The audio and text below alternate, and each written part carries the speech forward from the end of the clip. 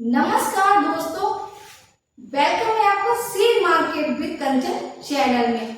आज बात करेंगे शेयर मार्केट की शुरुआत कैसे करें। आप भी शेयर मार्केट की शुरुआत करना चाहते हो लेकिन आपको जीरो नॉलेज है, आपको शेयर मार्केट की एबीसीडी नहीं आती, तो ये वीडियो आपके लिए है जिससे आपको शेयर मार्केट की अच्छे से नॉलेज हो सके। तो आप मेरे चैनल को सब्सक्राइब, वीडियो को लाइक और बेल आइकन को प्रेस करना बिल्कुल भी ना भूलें, जिससे कि जब भी मैं शेयर मार्केट की वीडियो बनाऊं तो आप तक सबसे पहले नोटिफिकेशन मिल सके। अब बात करते हैं शेयर मार्केट की शुरुआत कैसे करें। आप लोगों ने सभी से सुना है कि शेयर मार्केट में बहुत ज्यादा पैसा है।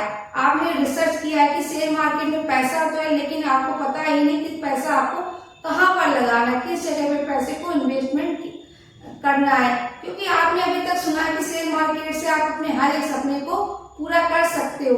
ये सच्चाई है कि आप शेयर मार्केट की अच्छी खासी नॉलेज रखते हो तो आप शेयर मार्केट से अपने सपने को भी आसानी से पूरा कर सकते हो। शेयर मार्केट एक समुद्र है और जो भी अच्छा खासा सीख के आता है वो शेयर मार्केट से अच्छा खासा पैसा बना लेता है, लेकिन लोगों को पता ही नहीं होता कि शेयर मार्केट में के भी कई प्रकार होते हैं। जब तक आपको पता ही नहीं कि आपको किस जगह पैसे को इन्वेस्टमेंट करना है तो आप शेयर मार्केट से पैसा नहीं बना सकते हो।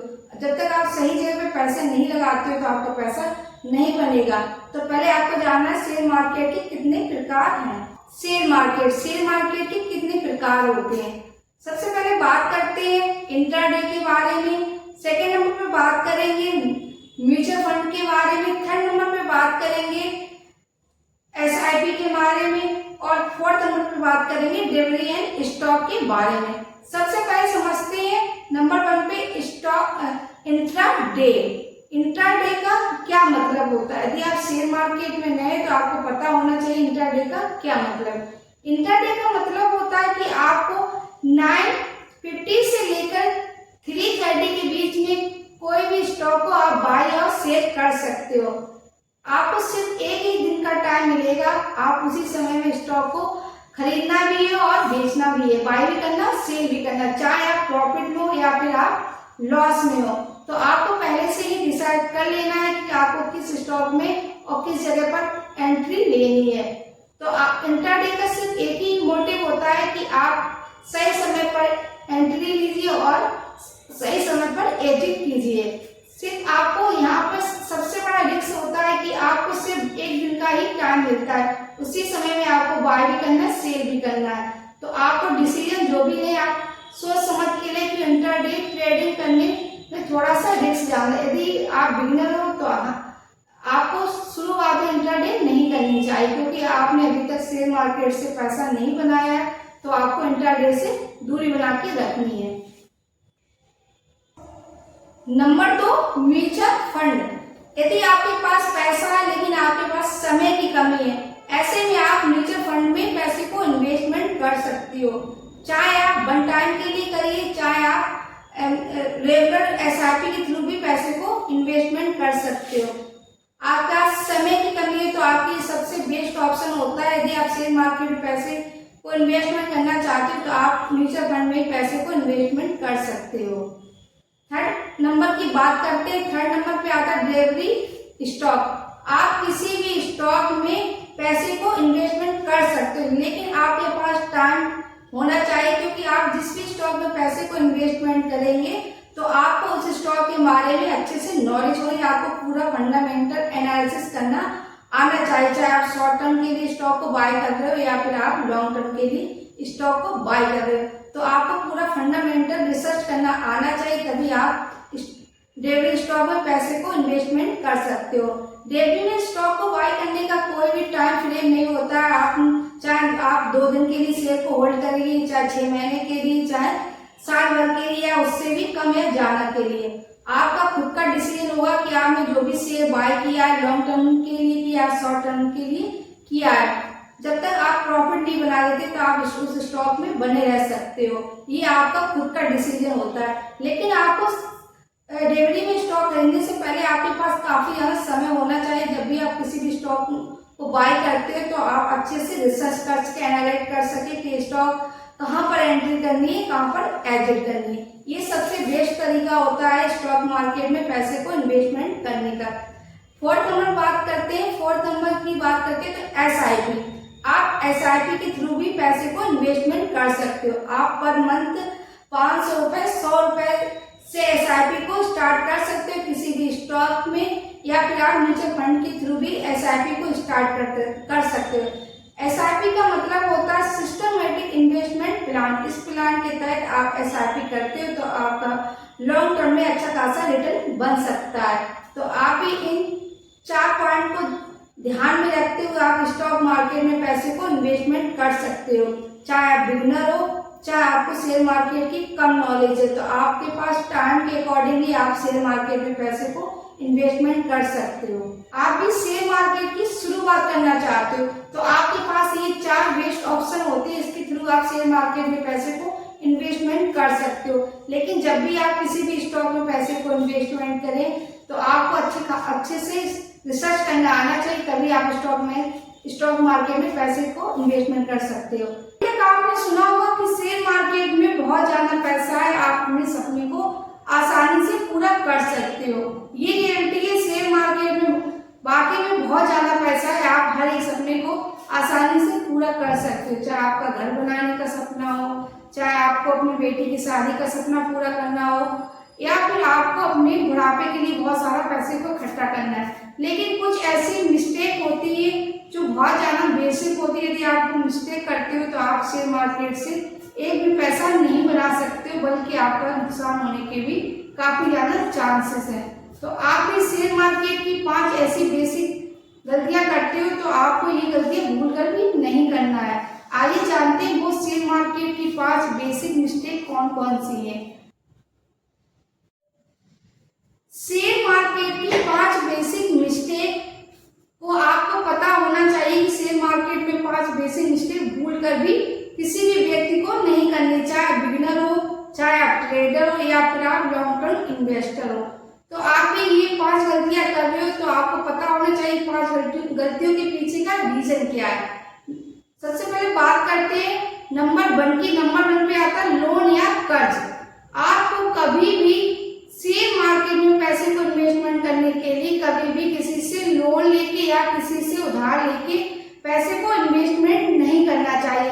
किसी को भी नहीं पता होता शेयर मार्केट में कितनी ज्यादा गिरावट आ सकती, कितनी ज्यादा तेजी आ सकती है।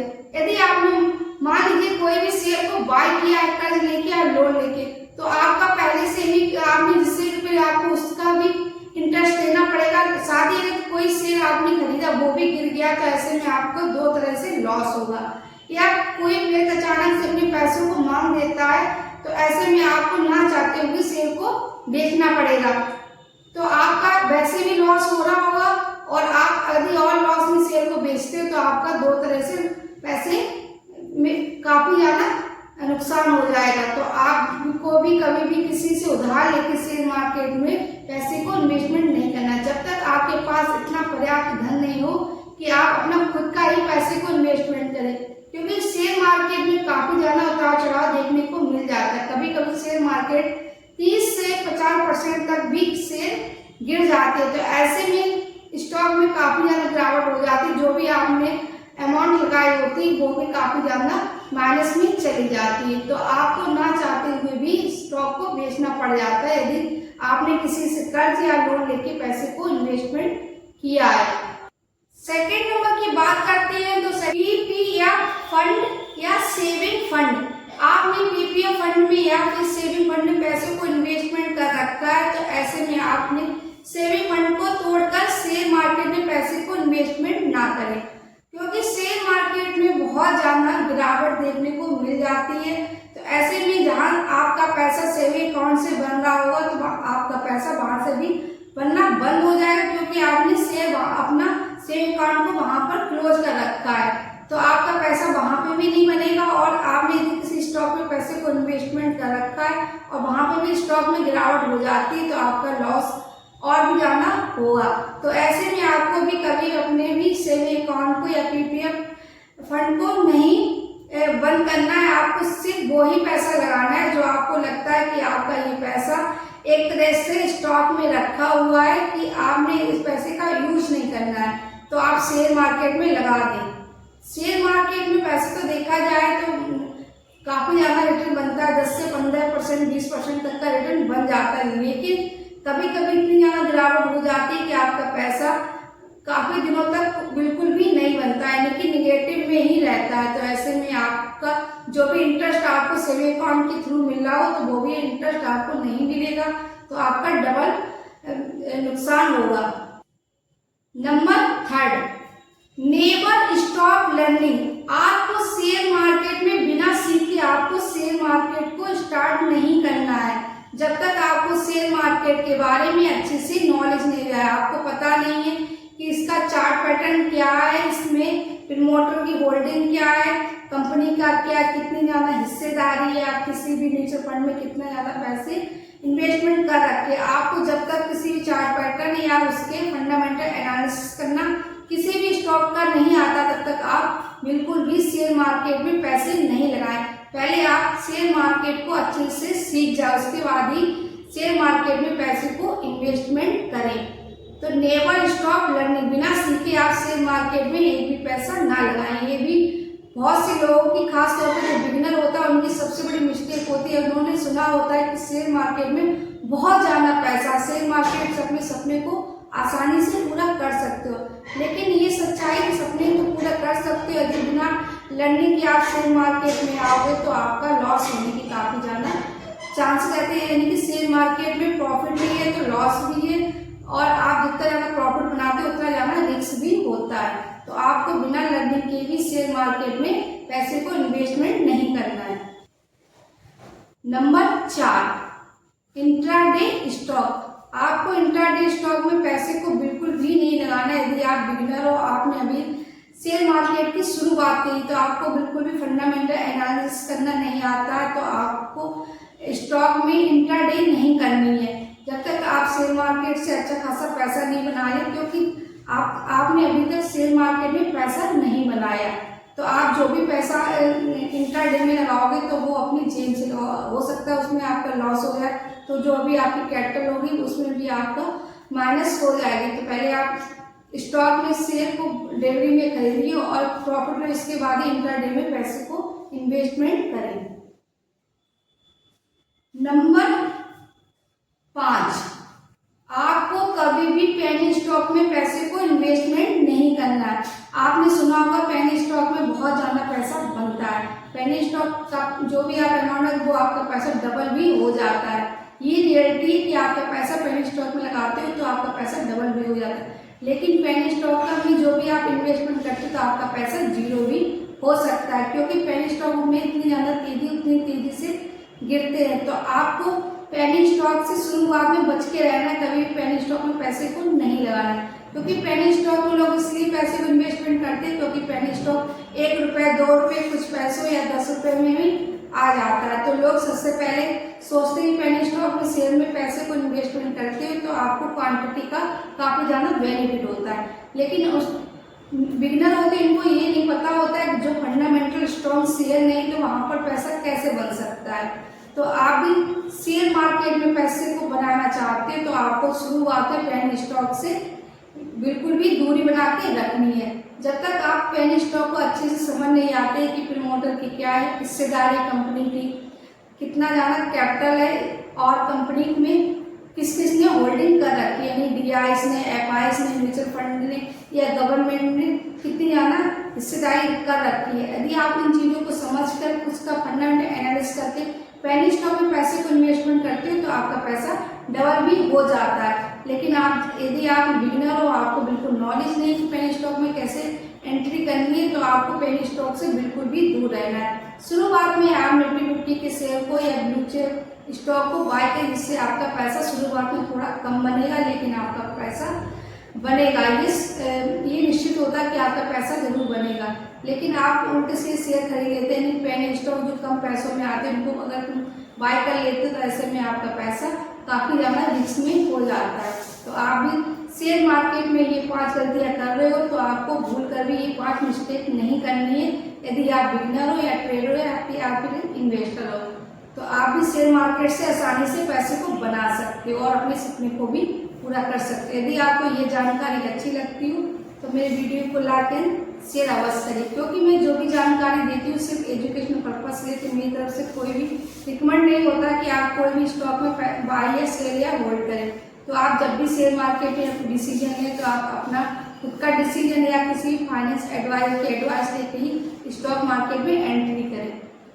यदि आपको ये जानकारी अच्छी लगी तो फैमिली फ्रेंड के साथ शेयर करना बिल्कुल भी ना भूलें। कंप्लीट वीडियो देखने के लिए thank you so much. Bye bye, take care.